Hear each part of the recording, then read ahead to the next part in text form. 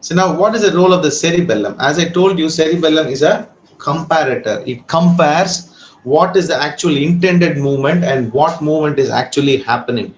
Because if only it compares, you can rectify, we can correct.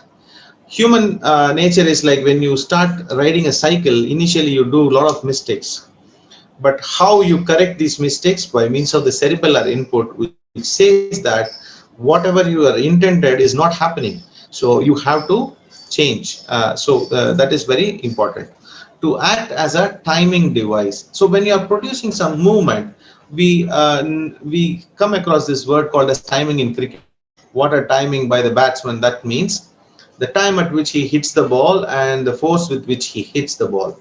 So the timing of any movement is very essential for the movement to look very smooth and to consume less energy.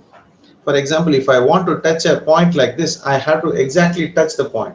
I cannot go wander around and then finally touch this point. So who is helping me in doing that? That is my cerebellum. That is why when there is a cerebellar loss, my coordination becomes affected. I don't touch the target exactly. I undershoot or either overshoot and finally come to the target. So this is called as timing of movement. Which muscle should contract in which sequence is determined by the cerebellum. And how long they should contract is also determined.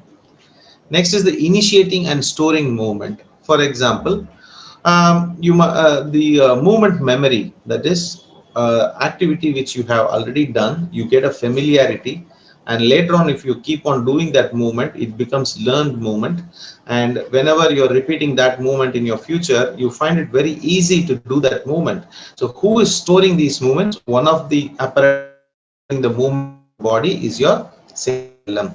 What memory it stores? It stores what is the timing of movement which is used previously. What was the resultant of the movement which you used previously would be reminded by the cerebellum.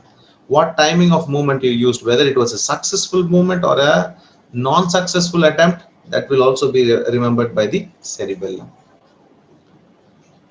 So it has an excitatory influence on the tone. So it will always produce an increased tone. When the cerebellum is stimulated, it will produce an increased tone. So when the cerebellum is lost, that is why you get a hypotonia. So why cerebellum should always influence the tone? Because cerebellum is also a balance regulating center and equilibrium center, which constant positivity on the muscle tone by influencing the gamma motor neurons of the spinal cord. So once the cerebellum is lost, the excitatory gamma motor neuron is also going to be lost and the muscle tone is going to go down.